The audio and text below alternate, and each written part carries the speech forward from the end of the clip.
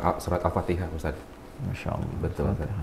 Jadi mungkin ya ada kontroversi tentang surat Al-Fatihah yang sering dipakai untuk segala kegiatan itu, Ustaz, segala acara gitu-gitu, Ustaz. Masalahnya apa? Maka tidak boleh mengada-ngadakan pada satu persoalan ibadah yang sifatnya muqayyadah. Berarti salaf betul ini. Ya, salaf. Apa komen beliau? Ke lapangan, ya di lapangan nggak ada kambing guling.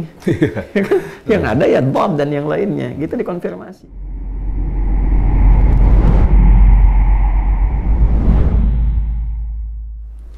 Assalamualaikum, Ustaz. Waalaikumsalam. Sehat, Ustaz? Baik.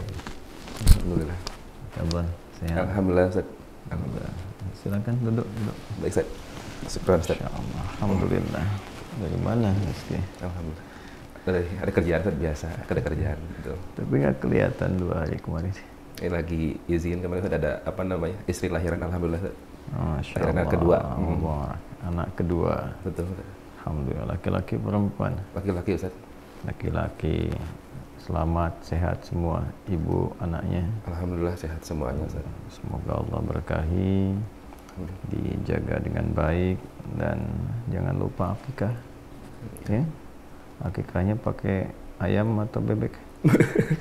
Kambing, Ustaz. Oh, kambing. Kambing. Alhamdulillah. Berapa? 1 apa setengah? Kalau laki-laki kan 2 ekor saja. Nah, 2 ekornya aja apa sama kambingnya? Kambingnya, Ustaz. Baik. Jadi jangan lupa itu ya. Iya. Nanti satu waktu juga bisa diskusi. Kenapa disunnahkan akikah, hikmahnya apa, ya? Ya, secara singkatnya, akikah itu disyariatkan bukan hanya untuk bisa meluruskan tradisi jahiliyah di masa lalu. Jadi masa lalu itu kalau ada anak lahiran itu dipotongkan hewan, ya, bisa jadi kambing atau yang lainnya pada masa itu. Kemudian darahnya dioles-oleskan pada anaknya. Ada khurafat, diharapkan dengan dioles-oles itu terjadi perlindungan atau dapat sesuatu. Maka Islam datang meluruskan. Tidak dihilangkan tradisi menyembelihnya, tapi diarahkan kepada yang lebih baik. Maka hewannya dipotong, kemudian hasilnya sebagai syukur kepada Allah mengajak orang-orang berbahagia. Maka dibagi sebagai bagian dari sharing kebahagiaan. Nah, maka disitulah nilai-nilai keindahan Islam, membahagiakan orang lain, melarutkan orang lain pada rasa-rasa kesenangan. Ya, jadi lebih baik dipotong, kemudian dagingnya dibagi. Lalu saat memotongnya diajarkan Bismillahirrahmanirrahim, Allahu Akbar. Nah, ini menunjukkan tabarruk, meminta nilai-nilai keberkahan, kebaikan untuk anak yang kemudian baru dilahirkan, sehingga Allah melindungi dia dari dominasi sifat-sifat hewani yang ada pada diri manusia. Yang kedua, menunjukkan ketinggian risalah Islam yang dibimbing langsung oleh Nabi Muhammad SAW atas perintah Allah Subhanahu wa taala. Bismillahi, dengan kasih sayang Allah itulah akbar, yang maha agung, maka semua dalam risalah Islam jadi bermanfaat. Yang tadinya cuma oles-oles yang pakai darah, maka ketika kita membawa nama Allah tidak seperti itu, harus lebih baik, lebih mulia, lebih bermanfaat. Betul, Ya. Nah, terus ada apa, persoalan apa? Iya, Ustaz. Seperti biasa, Ustaz, kalau Roski datang ada sesuatu di media sosial, Ustaz, yang ramai, Ustaz. Begitu, Ustaz. Yang viral. Betul, Ustaz. Batuk tuh. Ya, tapi juga penting untuk digarisbawahi, ya. Keramaian itu tidak harus menjadi satu kontroversi. Artinya debat misalnya kan, atau naudzubillah, ya saling beradu, bukan argumentasi yang ilmiah sifatnya, tapi hanya untuk eksis, apalagi hanya untuk buat konten dan sebagainya. Ya, dan jangan juga punya inisiatif untuk bisa misalnya dalam tanda petik ya mempertemukan, dalam arti mengadukan ustadz ini dengan ustadz itu, itu tidak baik, ya. Jadi kalau kita alih fungsikan seperti kasus akikah tadi, ya, dalam konteks yang lebih bermanfaat untuk mencari satu tuntunan dalam Islam, yang kedua menguatkan keyakinan, yang ketiga menambah pengetahuan, yang keempat yang paling pokok menguatkan keimanan, ya, sehingga yang kelima kita menjadi semakin lebih dekat dengan Allah dan baik dalam hubungan. Itu dasarnya. Jadi kalau tidak penting, tidak usah disampaikan ke saya, ya, kecuali kalau ada hal-hal yang positif. Apa itu? Qadarullah, Ustaz, ini pembahasannya itu tentang yang apa namanya, yang sering dilakukan oleh masyarakat kita secara umum itu saja, tentang surat Al-Fatihah, Ustaz. Masya Allah. Betul, Ustaz. Jadi mungkin ya ada kontroversi tentang surat Al-Fatihah yang sering dipakai untuk segala kegiatan itu, Ustaz, segala acara gitu-gitu, Ustaz. Contohnya? Ya mungkin tentang peresmian apa atau apa gitu, Ustaz. Peresmian bangunan, Betul, Ustaz. peresmian sekolah, Betul. atau apa? Membuka acara Mungkin ya kayak syukuran rumah atau apa gitu, Ustaz. dan rumah, kemudian apa lagi? Apalagi ya, banyak mungkin saja kalau di Banyak di majlis-majlis kalau buka Betul, dengan Ustaz. Al-Fatihah, buka rapat gitu ya. Iya. Masalahnya apa? Ada mungkin apa namanya, sebagian yang membid'ahkan, Ustaz. Hal seperti itu, Ustaz. Ya baik. Betul. Ya pertama kita menghormati. Ya, jadi setiap orang memberikan pandangan itu sepanjang orang itu punya kompetensi, ya kan? Kemudian juga punya argumentasi ilmiah, kita dengar dulu, ya kan? Hormati bagaimanapun kan dia berpendapat. Nah setelah itu kita punya kaidah di dalam Islam, timbang setiap pendapat itu dengan dasar-dasar sumber hukum di dalam Islam. Sumber hukum itu yang pokok kan ada dua, ada Al-Quran, kemudian hadis-hadis atau sunnah Nabi Muhammad Sallallahu Alaihi Wasallam. Nah, cara mengetahui itu nanti konstruksinya lewat kaidah-kaidah yang penjelasannya disampaikan oleh para ulama kita yang otoritatif. Maka di sini Nabi katakan para ulama itu yang otoritatif, pewaris Nabi, untuk menjelaskan, karena kita nggak bisa mengakses langsung pada Al-Quran, pada hadis, ya, atau langsung memahami kecuali dengan turunan transmisi penjelasan Nabi yang disampaikan dari Nabi pada sahabat beliau, dari sahabat kalangan ulama di antara sahabat itu mengambil itu lalu meneruskan mengajarkan pada orang setelahnya, orang setelahnya, orang setelahnya. Nah, runtutan ini itu disebut dengan sanad namanya. Sanad. Itulah yang menjaga kemurnian, kebenaran, otentisitas, validitas ajaran Islam sehingga tidak ada potensi untuk menyimpangkan dari standar-standar yang benar untuk beribadah. Itu yang menjadikan sampai sekarang kita sholatnya nggak ada perbedaan, Qurannya terjaga, amalan pokok dalam Islam rukun yang 5 semua sepakat, nggak ada perbedaan. Jelas sampai sini? Nah, bila sudah paham 3 hal ini, mari kemudian kita timbang ya bagaimana hukumnya membacakan Al-Fatihah di luar konteks sholat ya.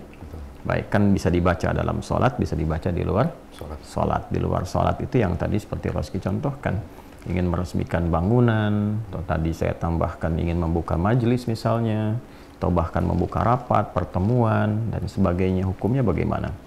Baik, di Islam itu ada 2 sifat ibadah secara umum ya. Yang satu yang disebut dengan muqayyad. Muqayyad itu sesuatu yang terikat oleh tempat, oleh keadaan, oleh waktu, rukun, syarat. Jelas? Yang kedua mutlak. Mutlak itu nggak diikat oleh waktu tertentu, di tempat tertentu, dengan syarat atau rukun tertentu. Nah, kaitan dengan Al-Fatihah ini itu ada masuk kepada 2 bagian yang dimaksudkan tadi. Ada yang sifatnya bacaan Al-Fatihah itu muqayyad, ada yang mutlak. Contoh, kapan Al-Fatihah dibacanya dengan ragam muqayyad, hukum yang terikat dalam sholat. Ya, bahkan jadi rukun kan dalam sholat itu. Karena itu, ketika kita menunaikan sholat, ya kan ada rukunnya, ada syaratnya. Di antara syarat untuk menunaikan sholat harus berwudu. Kemudian dimulailah masuk kepada rukun. Dari dibuka dengan takbir, kemudian ditutup dengan salam. Dari takbir sampai salam itu di antara rukun pokoknya baca Al-Fatihah. Itu harus sesuai urutan. Tidak bisa Roski baca misalnya setelah iftitah baca Qul a'udzu birabbil falaq dulu baru Al-Fatihah, nggak bisa. Atau misalnya cuma iftitah setelah itu baca suratnya bukan Al-Fatihah. Al-Ikhlas setelah itu rukunya baca Al-Fatihah dulu baru Subhana rabbiyal azim misalnya. Itu nggak bisa, itu bid'ah namanya. Baik ya? Maka tidak boleh mengada-ngadakan pada satu persoalan ibadah yang sifatnya muqayyadah. Ada langsung ketentuannya, syaratnya, tempatnya, keadaan, waktunya.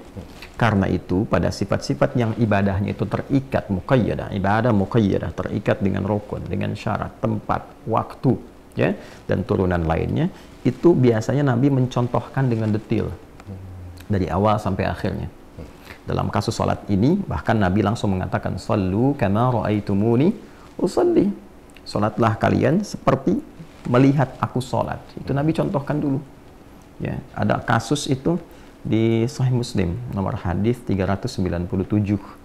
Ada kasus seorang sahabat namanya Khalad bin Rafi' Az-Zuraiqi. Ya, datang ke masjidnya Nabi SAW, di Masjid Nabawi maksudnya. Lalu ia masuk, Nabi di sisi yang lain, beliau sholat. Setelah sholat, thumma Nabi SAW, dia selesai sholat, salam ke kanan dulu, baru kemudian ke kiri.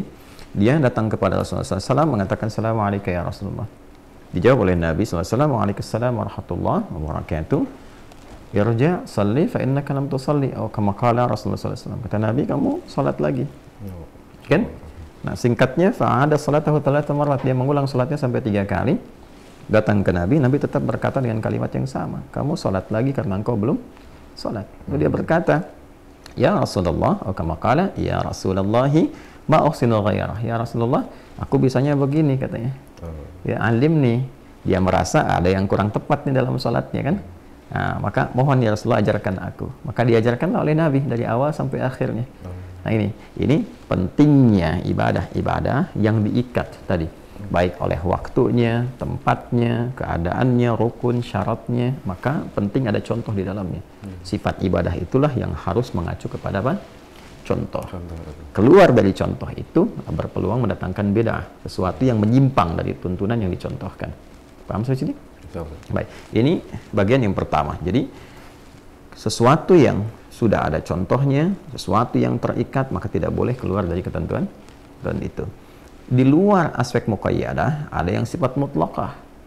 Nah, karena mutlaqah ini nggak diikat dengan waktu, seperti sholat. Subuh waktunya ada khusus kan, zuhur ada khusus, asar ada khusus, sampai dengan ke isya, kan?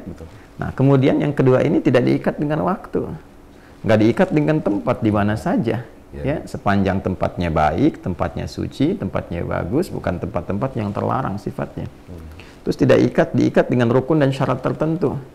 Nggak harus punya wudhu dulu, nggak harus ada urutan-urutan, itu mutlaqah namanya. Nah, Al-Fatihah bila tidak dibacakan di dalam sholat yang muqayyadah dan dia diamalkan dalam mutlaqah, maka tidak terikat seperti ketentuan sholat. Nah, jelas sampai sini? Ini dulu dasar yang pertama, dan tidak perlu ada contoh. Jelas ya?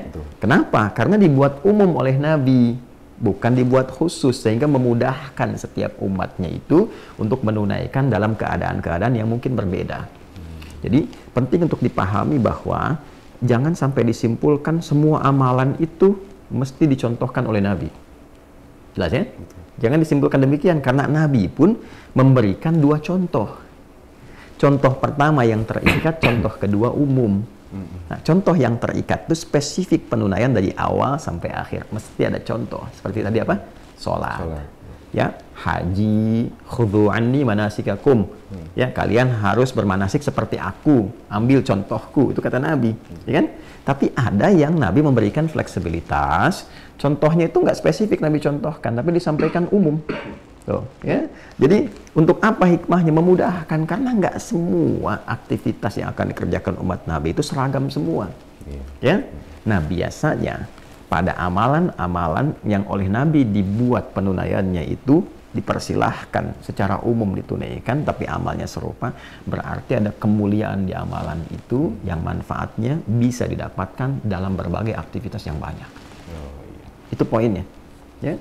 Nah, maka disitulah kemudian kita temukan Al-Fatihah termasuk bagian di ragam itu, saking istimewanya. Ya, jadi Al-Fatihah itu memang ayat khusus, ya, dan surah khusus.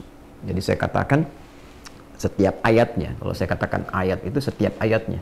Ya, bahkan nanti kamu kalau baca misalnya tafsir ayat ahkamnya Syekh Muhammad Ali As-Sabuni.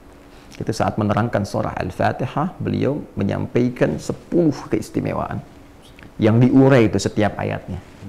Ya, makanya tadi saya katakan ayatnya, ya, bahkan suratnya.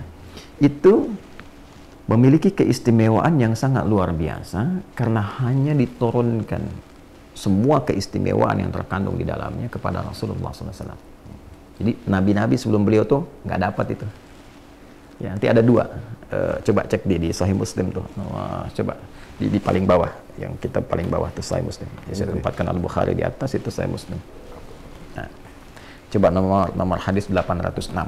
806. Ya, nomor hadis 806. Paling kiri itu ya. Nah, paling kiri 806. Coba di 700. Ada subtopik yang ke-6, subtopik 43, topiknya yang ke-6. Ada nggak? Nah, itu betul subtopik yang ke-6 ya, kan ada 44 topik di sini. Kitab Shalatul Musafirin. Nah, ini kan ya jelas ya. Nih, Kitab Shalatul Musafirin, ya kan? Wa qasriha. Ini topik tentang penjelasan salat orang yang dalam perjalanan dan juga pembahasan tentang qasar salat. Kapan salat di qasar dalam perjalanan. Nah, ini subtopik 43 ini membahas tentang bab fadlil Fatihati wa khawatim surah Al-Baqarah. Ya kan? Bab subtopik tentang keutamaan surah Al-Fatihah dan penutup surah Al-Baqarah. Nah, kalau Razki lihat nih hadis nomor 806, saya persingkat saja ya. Jadi singkatnya ini saya sudah baca yang sudah kita kaji juga. Singkatnya ini hadis diriwayatkan oleh sahabat Ibnu Abbas radhiyallahu taala anhuma, menyampaikan satu pesan luar biasa bahwa Nabi SAW satu waktu itu mendengar semacam suara pintu terbuka, ya kan? Kemudian setelah itu beliau menengok ke langit, tiba-tiba pintu langit terbuka. Ya. Secara singkatnya ya, turun malaikat Jibril alaihissalam, lalu menyampaikan kabar gembira kepada Rasulullah SAW, Abshir bin Nuraini. Ya, kata malaikat Jibril alaihissalam, ya aku berikan kabar gembira dengan datangnya dua cahaya. Dengan dua cahaya ini khusus diberikan kepada Muhammad SAW dan tidak pernah diberikan pada nabi-nabi sebelumnya. Nah, apa itu dua cahaya itu? Surah Al-Fatihah dan penutup surah Al-Baqarah. Ya, nanti di hadis terusannya kalau kita baca itu detailnya itu dua ayat terakhir surah Al-Baqarah. Amanar Rasul sampai la yukallifullahu nafsan illa wus'aha. Nah, komen yang paling menarik saya ingin tunjukkan di akhirnya tuh, yang kalau dibacakan setiap hurufnya, ya, setiap hurufnya dibacakan, tidak akan terjadi setelah bacaan itu kecuali kalau kita minta apapun itu diberikan. Ya, kalau benar bacanya ya. Nah, lihat nih komennya. Ya, bismillahirrahmanirrahim. Qala, saya sampai ujungnya saja ya. Lan taqra'a bi harfin minhuma illa u'titahu. Tidaklah engkau membaca satu huruf pun dari dua surah itu, Al-Fatihah dan Al-Baqarah, khususnya yang terakhirnya, dua ayat terakhir itu ya. Illa mu'titahu, kecuali kalau engkau kemudian berharap sesuatu, berdoa minta sesuatu, setelah itu berpotensi dikabul kalau benar berdoanya ya. Nah, sekarang hadis ini memberikan kesan bahwa surah Al-Fatihah dan surah Al-Baqarah, ya khususnya dua ayat terakhirnya, kalau kita ambil Al-Fatihahnya dulu ya, karena pertanyaan tadi di Al-Fatihah, ini memiliki keutamaan yang bisa digunakan untuk tawassul. Tawassul itu menjadikan amal soleh sebagai perangkat yang kita mohonkan dengan amal soleh itu kepada Allah untuk mengabulkan doa atau memudahkan apa yang akan kita kerjakan atau menggapai apa yang kita harapkan. Ya, dari mana Ustadz itu konsep tawassul adanya? Allah langsung sampaikan. Di mana? Surah Al-Maidah ayat berapa? Ayat 35. Ya ayyuhalladzina amanu taqullaha wabtaghu ilaihil wasilah. Hai semua orang yang beriman, ya kan?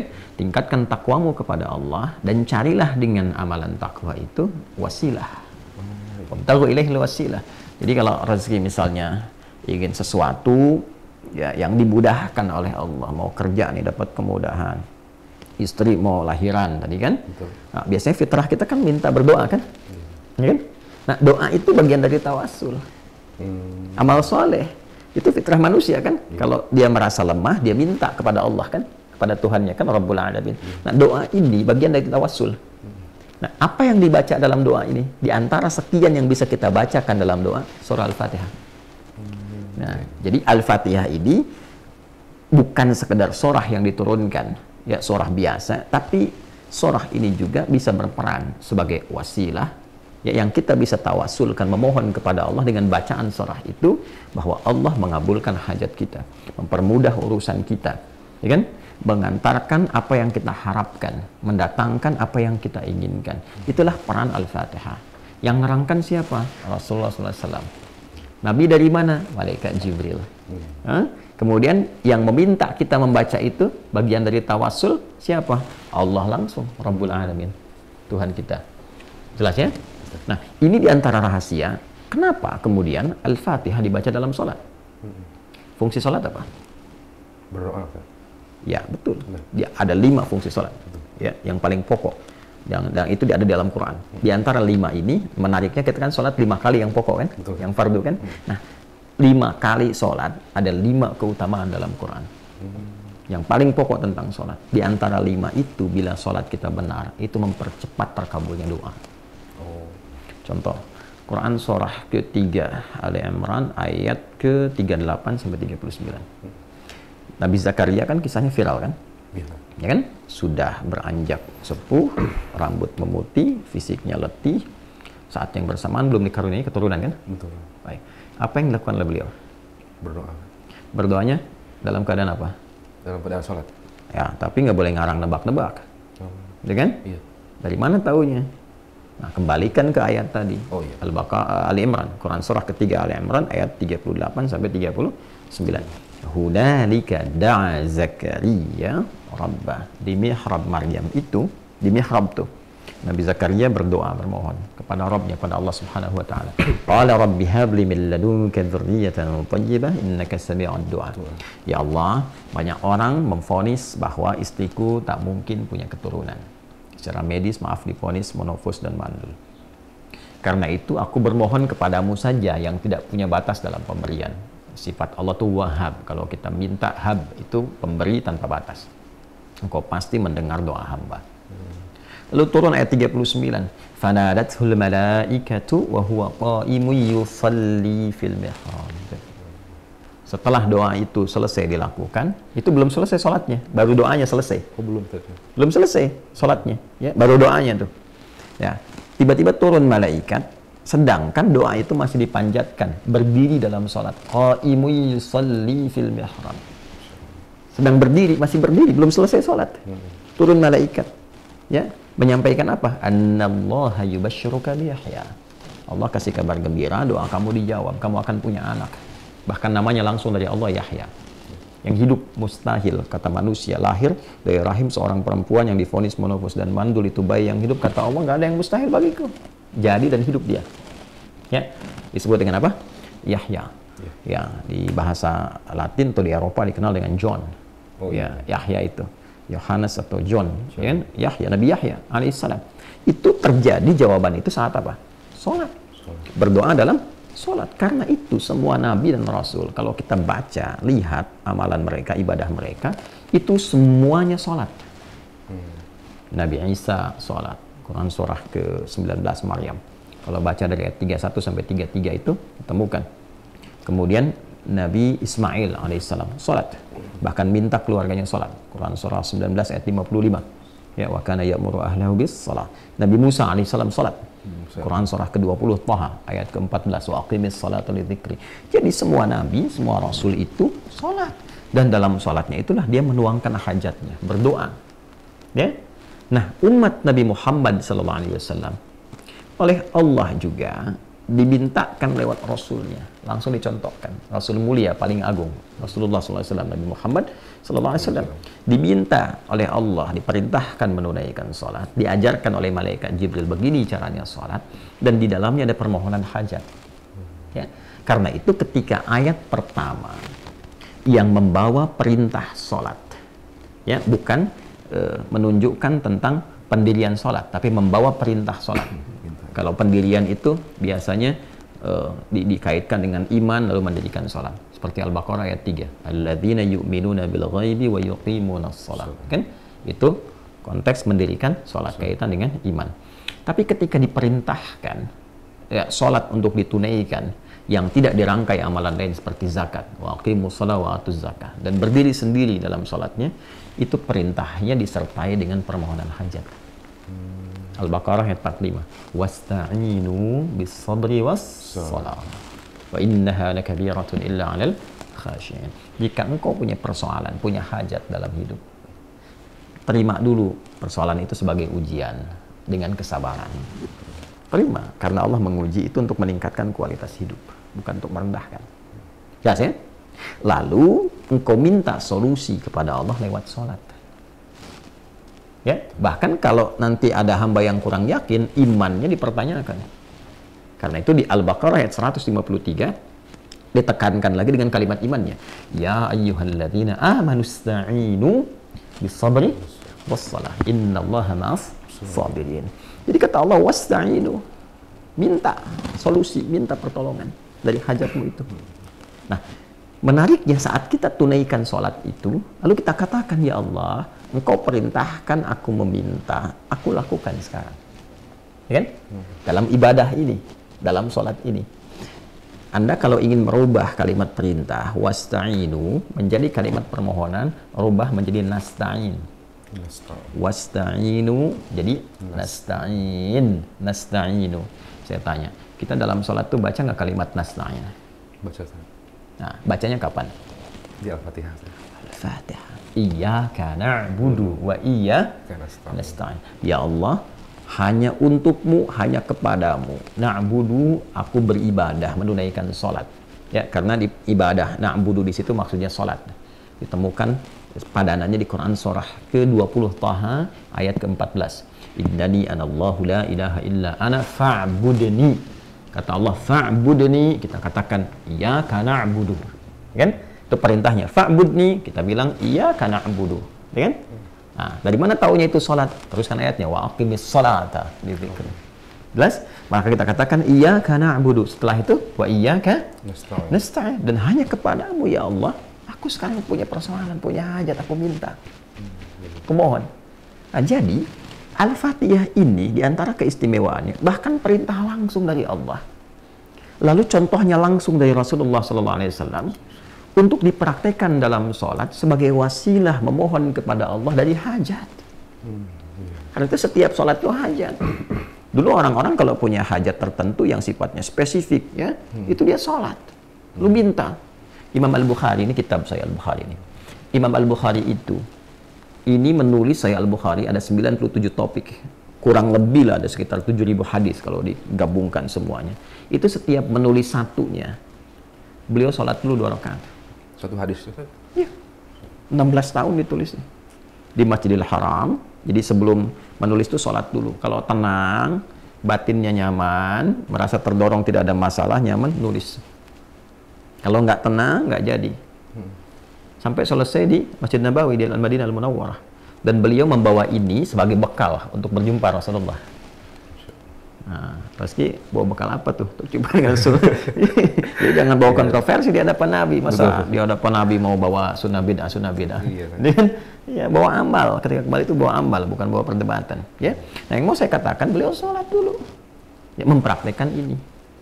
Nah, menariknya gini, tahu dari mana Al-Fatihah yang dimaksudkan itu kaitannya dengan solusi hajat? Nah, kita tidak beropini, hadis lagi. Kan tadi timbangan di awal, Quran dengan hadis. Caranya dari mulai Sahih Muslim lagi. Nomor hadis 397, ya. Oh, saya ini bukan ingin menunjukkan saya hafal, ini tidak. Karena kita kan ngaji. Ngaji. Kau mau baca, lihat sendiri, 397. Nah, ini ya. Ini saya kasih hijau, ini bukan nandain topik-topik sekarang kita ngobrol, ini yang dulu-dulu saya lagi bahas, tandain, baca. Kalau ini dari 395 sampai 397. Kalau Khalad tadi bin Rafi' kita sudah bahas. Nah, ini ya, coba kita mulai dari 395 nya dulu. 392, 94, 95. Nah, ini ya, coba tuh lihat tuh. Ya, ya, ini Kitabus Shalah, topik nomor 4 ya. Nah, ini nomor 395 dari sini dulu nih. Ya, ini kan panjang. Saya bisa bacakan hadisnya dari sahabat Abu Hurairah. Lihat ujungnya tuh. Ya, kalau dari sini ini kan kisahnya Khalid bin Rafi' ya. Kemudian setelah itu masuk ke orang yang mencuri-curi sholat karena dia berusaha untuk meninggalkan Al-Fatihah. Ini dari Abu Hurairah nih. An Abi Hurairah ya radhiyallahu ta'ala anhu 'an Nabi sallallahu alaihi wasallam. Baik, saya bacakan cepat aja ya. Ini hadisnya qudsi. Oh, Ya, jadi hadis qudsi itu yang sanadnya tersambung langsung kepada Allah Subhanahu wa taala, kan? Lalu disampaikan maknanya pada Rasulullah sallallahu alaihi wasallam, lafaznya diterangkan kepada kita tapi dalam bentuk lafaz yang tegas. Ya, jadi Nabi langsung menisbatkan persanadannya kepada Allah. Qala Allah azza wa jalla. Baik ya. Kalau hadis-hadis yang bukan qudsi, Nabi langsung mengatakan. Sanadnya tidak disambungkan langsung, tapi maknanya diberikan oleh Allah. Wa ma yantiqu 'anil hawa in huwa illa wahyu yuha. Wahyu kepada Nabi, Nabi sampaikan. Jadi hadis biasa itu bentuknya Allah ilhamkan berupa wahyu kepada Rasulullah SAW. Beliau lafadznya langsung dari Nabi disampaikan. Nabi menyampaikan innamal a'malu binniyat. Lafadznya dari Nabi, tapi maknanya Allah yang sampaikan. Kalau Quran, lafadz dan maknanya langsung dari Allah. Oh, iya. Jelas? Kalau hadis qudsi itu maknanya dari Allah Subhanahu wa taala, lafadznya Nabi tegaskan tapi sanadnya Nabi sambungkan kepada Allah. Qala Allahu azza wa jalla. Ya, kata Nabi, qala Allahu azza wa jalla wa kama qala sallallahu alaihi wasallam, qasamtus shalah baini wa baina 'abdi. Allah itu berfirman, aku membagi salat itu dua bagian, antara hak aku dan hak hambaku. Ya, wali abdi masal, dan hambaku bila benar menunaikan kewajibannya sebagai hak aku. Jadi kalau ada hak ada apa? Kewajiban kan? Ya. Jadi hak Allah kewajiban kita, hak kita kewajiban Allah kepada kita. Ya, saking adil dan rahman rahimnya Allah itu, padahal Allah tuh mudah saja mengatakan sholat tuh kita hamba. Iya. Tapi karena rahman dan rahimnya, ya dijelaskan kenapa engkau mesti sholat. Bukan hanya membuktikan keimananmu kepadaku, penghambaanmu kepadaku, tapi ada manfaat yang kau akan dapatkan dalam hidupmu untuk mempermudah tugasmu di dunia ini. Maka aku bagi dua bagian, kata Allah dalam sholat itu. Ya, kemudian ada bagianku, ada bagianmu nih. Wali abdi masa'al. Kalau engkau benar menunaikan kewajibanmu itu, aku berikan kewajibanku untuk memberi kepadamu apapun yang kau inginkan. Ya, selama itu baik untuk urusan dunia akhirat. Jadi ada posisi dalam sholat itu yang kalau kita benar, itu Allah mengabulkan apapun yang kita minta. Selama itu ada maslahat dunia akhirat. Jelas? Baik, kapan itu dimulai? Kata Allah, nanti kembalikan ke sini ya. Idza qala al-'abdu alhamdulillahi rabbil alamin. Itu dimulai saat hamba membaca alhamdulillahi rabbil alamin. Qala Allah azza wa jalla, Allah menjawab, hamadani 'abdi, hambaku sedang memujiku. Wa idza qala al-'abdu ar-rahmanir rahim. Kalau hambaku berkata ar-rahmanir rahim, qala Allah azza wa jalla, athna 'alayya 'abdi. Hambaku sedang menyanjungku. Wa idza qala al-'abdu maliki yaumiddin. Kalau hambaku berkata maliki yaumiddin, qala Allah azza wa jalla, Allah kemudian menjawab, majjadani 'abdi, hambaku sedang mengagungkanku. Perhatikan, idza qala al-'abdu iyyaka na'budu wa iyyaka nasta'in. Qala Allah azza wa jalla. Kalau hamba berkata iyyaka na'budu wa iyyaka nasta'in, maka Allah langsung menjawab. Perhatikan jawabannya. Hadza baini wa baina 'abdi wa li 'abdi ma sa'al. Ini perjanjian antara aku dengan hambaku, dan kalau hambaku benar sampai bacaan ini, apapun yang dia minta aku berikan. Jelas? Bisa. Nah, saya kasih gambaran gini. Razki saya kasih waktu 1 menit. Ya. Untuk minta apa saja diberi. Ya. Kira-kira mau minta apa? Minta apa ya? Kalau 1 menit. Jadi bingung juga Itu tadi. panjang loh 1 menit itu. Betul, Ustaz. Ya, apalagi kalau saya katakan cuma 5 detik. Iya. Banyak yang diminta kan? Iya. Makanya Allah ajarkan 1 kalimat, 1 ayat yang bila dibaca terpenuhi semua apa yang kita minta itu. Ihdinas siratal mustaqim. Oh iya.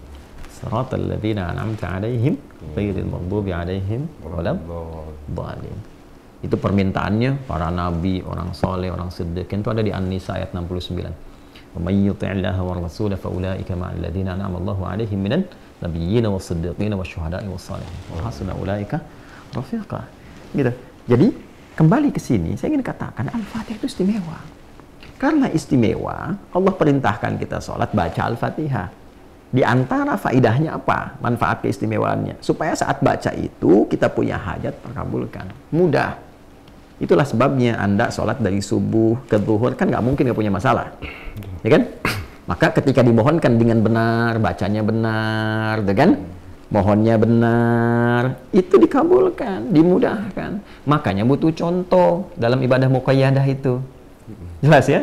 Makanya dicontohkan oleh Nabi. Nabi contohkan itu supaya apa? Supaya umat-umatnya yang baca benar, urusannya mudah. Itu. Gitu ya? Makanya butuh contoh. Tapi kalau bukan di ibadah yang sifatnya muqayyadah, ya lawannya itu mutlaqah, tidak perlu dicontohkan. Karena apa? Momentumnya nggak terjadi setiap kali ada berkesamaan dengan waktu sholat. Kan umum sifatnya. Oh masa ujian harus bersamaan dengan waktu sholat? Rapat bersama? Kan nggak mungkin kan? Ya kan? Nggak selamanya harus sama gitu. Ya, ada ujian, yang ini rapat, yang ini kemudian ada mau pengajian, yang ini peresmian pembangunan. Ya, semua ragam itu timingnya tidak harus bersamaan dengan waktu sholat. Kan bisa jadi berbeda. Karena itulah Al-Fatihah itu selain bisa dibaca muqayyadah dalam sholat yang terikat rukun, syarat, waktu dan tempat, itu bisa dibaca umum di setiap keadaan. Kapan saja ya? Iya, bebas saja. Karena apa? Dia punya sifat umum, yaitu sifat-sifat tawassul. Itu sifat yang digunakan perantara untuk memohon kepada Allah kebaikan-kebaikan. Dan ini sudah sepakat ulama. Nggak ada perbedaan di situ. Gitu? Ya, karena itu para ulama, baik ulama salaf yang terdahulu, ya salaf itu ya kurang lebih 3 generasi lah, ya dari para sahabat, kemudian tabi'in, tabi'ut tabi'in yang diikat oleh para ulama sekitar abad sampai kedua menjelang ketiga hijriah, tahun 200-an sampai tahun 200 ke 300 hijrah, itu salaf. Saya ambil contoh satu aja, Imam Atha bin Abi Rabah, itu diantara tabi'in senior, Imam Atha bin Abi Rabah. Itu muridnya sahabat Abdullah bin Abbas radhiyallahu taala anhuma, Jabir bin Abdullah radhiyallahu taala anhuma, kemudian Abdullah bin Zubair radhiyallahu taala anhu. Itu muridnya, itu murid mereka diantara Imam Atha bin Abi Rabah, muftinya Mekah, khususnya dalam urusan haji dan umrah. Nggak ada orang jemaah haji, jemaah umrah bertanya persoalan semua seputar itu kecuali pada beliau. Fatwanya keluar. Tinggalnya di Mekah. Keturunan Afrika, lahirnya di Yaman. Wafatnya tahun 114 Hijrah. Usianya saat meninggal kurang lebih 88 tahun. Berarti kelahirannya kurang lebih di 35 ke 40 Hijriah. Nabi wafat 32 Hijriah. Berarti wafat tuh beberapa tahun setelah Nabi wafat itu Imam Atha lahir. Berarti salaf betul ini. Ya, salaf. Apa komen beliau? Ya, beliau menyampaikan terkait dengan semua rangkuman makna tadi bahwa Al-Fatihah itu mau dibacakan kapanpun ketika kita memohon hajat kepada Allah, diawali dengan bacaan itu, kecuali tidaklah dibacakan Al-Fatihah sebelumnya kecuali akan dijawab ila antuk dikabul ila antuk. Itu Imam Atha bin Abi Rabah. Kemudian ulama dari semua yang sudah viral ini, dari pemaknaan tadi Al-Fatihah bisa dibaca muqayyadah, ada contohnya, mutlaqah di mana saja. Tak perlu langsung ada contoh, karena nggak mungkin Nabi mencontohkan peresmian bangunan majelis taklim, nggak mungkin, karena umum. Yang umum itu nggak usah dikasih contoh lagi, tinggal dikasih kalimat umum selesai, ya kan? Ya, sama dengan ini Bismillahirrahmanirrahim itu kan umum. Ya, umum sifatnya. Nabi hanya katakan kullu amrin dzibadin la yubda'u fihi bi bismillahirrahmanirrahim fa huwa abtar. Pekerjaan-pekerjaan baik yang tidak diawali dengan bismillah terputus. Apa yang terputus? Dua. Satu, pahalanya karena nggak bernilai ibadah. Yang kedua, keberkahannya. Makanya bismillahirrahmanirrahim dipakai dalam tabarruk. Itu kata siapa? Ya, misalnya saya Muhammad Ali As-Sabuni dalam kitabnya Tafsir Ayat Ahkam. Bismillahirrahmanirrahim dipakai dalam tabarruk. Dan bismillahirrahmanirrahim itu bagian awal dari Al-Fatihah. Jadi satu ayatnya aja udah begitu, apalagi semuanya tujuannya. Bayang nggak? Betul. Kan? Ya. Nah, bismillahirrahmanirrahim Nabi kan nggak pernah contohkan. Mari kita membuka majlis dengan bismillahirrahmanirrahim. Ada hadisnya?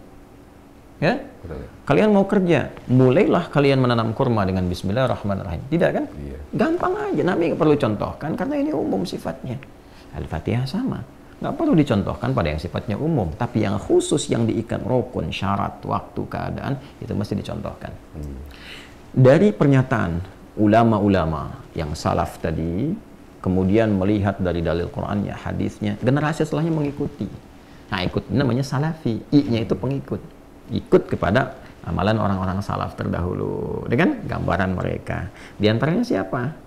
Ulama modern di abad pertengahan seperti misalnya Syekhul Islam Ibnu Taimiyah, muridnya Ibnu Qayyim Al-Jauziyah. Itu bukan ulama salaf, itu ulama khalaf namanya. Khalaf. Ya, jadi kalau ikut kepada keduanya namanya khalafi. Ikut ulama belakangan. Oh iya. Ya kan? Kalau sanad dia tersambung ke belakang itu salafi. Ya, jadi salaf itu bukan kelompok, bukan organisasi, bukan kelompok pengajian tertentu atau ormas tertentu, tidak. Itu manhaj namanya yang tersambung. Jadi semua orang Islam itu ya pasti kalau sholat kan nggak mungkin nggak ngikut orang sebelumnya, pasti ngikut. Jadi semua orang Islam itu sifatnya salafi. Jadi bukan nama khusus ya untuk kondisi atau kelompok ini tertentu, tidak. Yaitu nama yang mewakili sifat keadaan gitu ya. Nah, terlepas dari semua istilah-istilah itu kita kembalikan Syekhul Islam Ibnu Taimiyah paham betul dengan itu. Syekhul Islam Ibnu Taimiyah itu punya kebiasaan, kalau Anda nanti baca di antara biografi beliau itu kalau ba'da subuh, dari mulai sampai ke syuruk, subuh sampai ke syuruk, matahari di awal pertama kali setelah naik terbit ya, kemudian satu tombak bayangannya, itu mengulang-ulang Al-Fatihah aja. Bismillahirrahmanirrahim, alhamdulillahirabbil alamin, arrahmanirrahim, sampai waladhdallin. Selesai ulang lagi, selesai ulang lagi, sampai matahari terbit, sampai masuk syuruk. Jadi zikir gitu ya. Ya, pertanyaannya contohnya ada nggak dari Nabi? Nah, itu. Nggak ada. Apa beliau melakukan bid'ah? Waliyadzubillah. Nggak bisa kita langsung vonis ini bid'ah, tidak mungkin. Orang saleh berilmu, kan ilmunya tinggi, mufti, Syekhul Islam gelarnya, ya kan? Ya, Syekhul Islam loh. Ya, di bawah sedikit dari Imam Al-Ghazali. Imam Al-Ghazali Hujjatul Islam. Ini Syekhul Islam, ya kan? Jadi ini kalau ada para syekh, para guru, nah ini guru-gurunya, guru di atas guru. Kalau Hujjatul Islam sudah orangnya sudah dalil. Ya, hujjah menjadi hujjah, menjadi patokan, sandaran yang paling pokok. Ini Syekhul Islam mengamalkan itu sampai muridnya komen. Ya, muridnya kan Imam Ibnul Qayyim Al-Jauziyah itu juga komen tentang keutamaan Al-Fatihah. Bisa dibacakan di mana saja, mengambil tawasul dari situ, mengambil tabarruk dari situ. Sehingga ulama-ulama kekinian pun lintas madhab itu hampir semuanya menyimpulkan bahwa Al-Fatihah itu di luar yang ibadah muqayyadah seperti sholat, itu bahkan mereka menganjurkan silahkan dibaca di majlis-majlis. Bahkan para ulama sebelum membuat fatwa di majlis-majlis ilmu, dalam acara misalnya mau pengajian kah, mau satu acara kah, resepsi kah, macam-macam kah. Itu ada Madzhab Maliki. Saya sebut Madzhab Maliki ini yang paling dekat tempat tumbuhnya ke tempat Nabi berdomisili sampai wafat, itu di Madinah. Al-Madinah Al-Munawwarah. Sehingga Imam Malik itu dikenal dengan Imam Darul Hijrah, imamnya Madinah. Imam Madinah, ingat ya, Madinah sekarang masuk ke wilayahnya Saudi Arabia. Nah dulu imam yang paling populer itu namanya Imam Malik, Malik bin Anas. Ya, lahir sekitaran 93-94 Hijrah, Imam Malik bin Anas. Dan itu bicaranya dalil semua. Imam, sudah itu imam tuh di atas yang lain-lainnya tuh, Imam Malik. Ya, itu kalau sudah beliau itu yang berfatwa, sudah keluarnya hadis, Quran hadis, dalil semua. Sampai Imam Asy-Syafi'i belajarnya ke Imam Malik. Ya. Imam Malik itu menurunkan turunan-turunan pokok panduan keilmuan-keilmuan dan informasi-informasi yang tersambung ke dalil, ke hadis, lalu kodifikasi, pengumpulan semua informasi ini menjadi sebuah patokan, ya, pilihan untuk menunaikan. Itu disebut madhab namanya. Maka madhabnya disebut Maliki, yang ikut bagaimana Imam Malik beribadah, ikut fatwanya Imam Malik, jalurnya tersambung kepada Rasulullah SAW. Di antara tokoh kekinian, misalnya, yang ikut madhabnya Imam Malik itu namanya Syekh Abdullah Bayah di Uni Emirat Arab. Fatwanya apa? Ya. Jadi kalau orang sekalian fatwanya, justru beliau menganjurkan. Ya, dan tidak ada masalah untuk membacakan Al-Fatihah di luar konteks sholat tadi. Silahkan, mau Anda baca sebagai tawassul, sebagai tabarruk, itu mazhab Maliki. Silahkan, mau bacakan di majlis-majlis ilmu, bacakan misalnya menjelang resepsi, nggak ada masalah untuk memohon hajat kepada Allah, kemudahan, karena memang sifatnya begitu. Walaupun nanti ada di mazhab Maliki yang lain yang memberikan pengetatan, kecuali kalau meniatkan untuk mengkhususkan di situ aja, ya, sehingga berpeluang menjadi sesuatu yang keliru, karena kekhususan ini yang bahkan dipahami sebagai bagian dari petunjuk Nabi, nah itu yang salah. Khususkan, bukan. Maksudnya jangan dikhususkan di luar yang muqayyadah. Kalau sudah dikhususkan, terikat kan, maka seakan-akan disamakan dengan yang sholat tadi. Maka nggak boleh sama sifatnya. Jelas ya? Nah itu gambarannya. Apalagi misalnya mazhabnya Syafi'i. Ya, mazhab Syafi'i itu kita temukan misalnya Syekh Ali Jum'ah yang sekarang itu mengeluarkan fatwa di Darul Ifta 2010 beliau keluarkan. Jelas itu. Di mazhab Maliki yang lain tuh ada yang paling terkenal itu ada Syekh Syafiq Alam. Syekh Syafiq Alam juga mengeluarkan fatwa di tahun 2018. Ya, di 8 Januari 2018 itu lebih jelas lagi fatwanya. Itu Maliki juga tuh. Ya, fatwanya lebih jelas lagi. Apa yang beliau sampaikan? Jelas disebutkan bacaan Al-Fatihah untuk membuka majlis fatwa dan sebagainya. Jadi artinya di sini apa? Ulama itu sangat luas memahami hukum. Ya, mana yang tempatkan secara ketat, ini gambarannya. Mana yang sifatnya terbuka, ini gambarannya. Sehingga kita diberikan pencerahan, bukan sekedar kita baca ini, baca itu, tidak, tapi diberikan ini loh dasar argumentasinya, ini loh dalilnya, ini gambarannya, ini referensinya. Jelas bagi pembelajar. Kalau orang itu awam, maka yang dimunculkan orang-orang mufti yang sudah paham dalil, manusia dalil. Sehingga ulama kita terdahulu yang paham dalil, yang punya sanad, yang punya ijazah-ijazah hadis itu, ya itu langsung berfatwa. Tidak banyak menyampaikan kepada awam ini dalil, ini itu. Karena awam tuh nggak mungkin nyari kitab begini. Awam tuh yang tidak tahu metodologi. Roski nggak tahu metodologi, buka kitab lama tadi kan. Ya. Lalu saya katakan, udah baca Al-Fatihah saat kamu mau belajar. Mana dalilnya? Ya? Nah itu kurang sopan. Kenapa? Karena orang awam itu tidak punya kemampuan akses kepada dalil. Gitu. Kalau saya tunjukkan dalilnya ini bisa paham. Kitabnya ini bisa baca. Sulit ya. Sulit. Nah, karena itu penting juga kita menghadirkan ulama-ulama otoritatif yang punya kualifikasi. Di Timur Tengah itu jelas. Ustadz dengan da'i, dengan mubaligh, dengan mufti itu beda.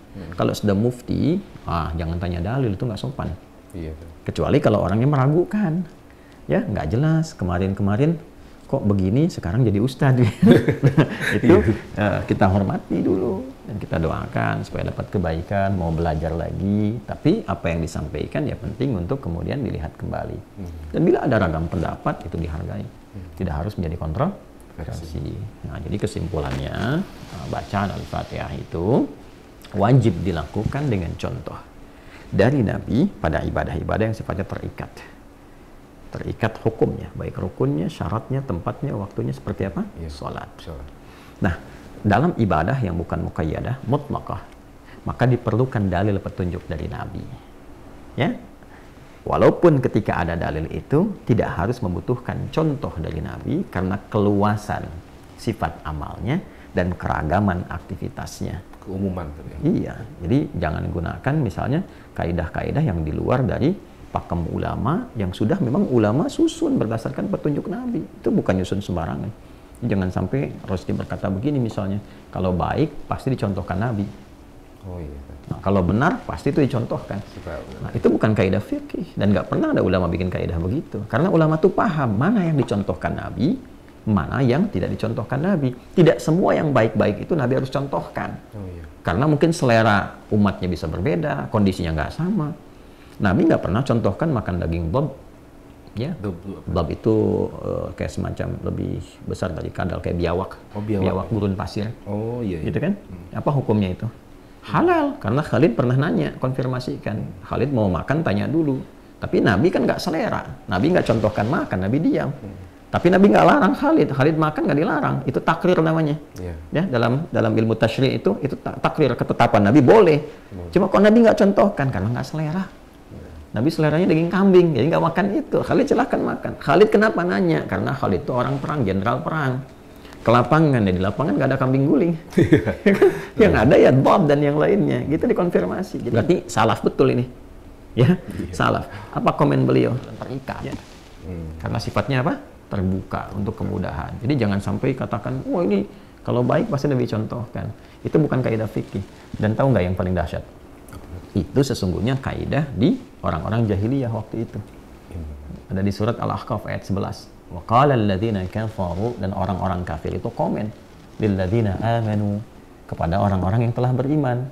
Lau kana khairan ma sabaquna ilaih. Kalau memang ajakan kamu itu baik, udah ada contoh dari dulu, kami pasti yang pertama lakukan. Pasti orang dulu udah ngerjakan kalau itu baik. Nah, itu kaidah jahiliyah sebetulnya, bukan kaidah-kaidah fikih. Jadi komen orang jahiliyah ketika diajak, komennya begitu, yang Muhammad SAW.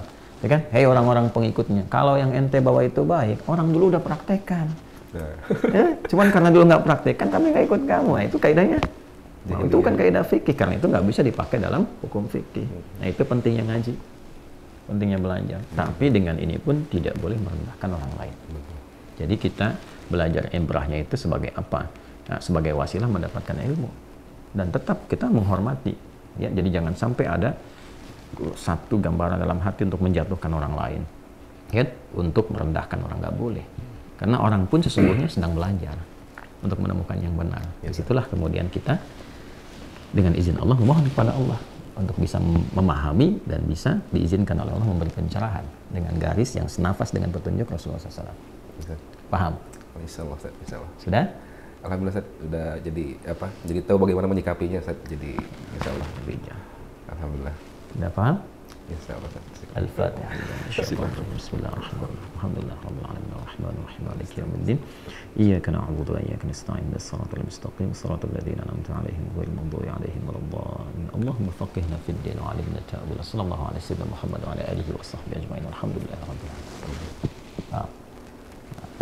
Nah ya, terima kasih ya. Saya lanjutkan lagi. Mana tadi buku saya? Ustaz. Jazakallah khair. Allah barik. Assalamualaikum. Waalaikumsalam warahmatullahi wabarakatuh. Bismillah.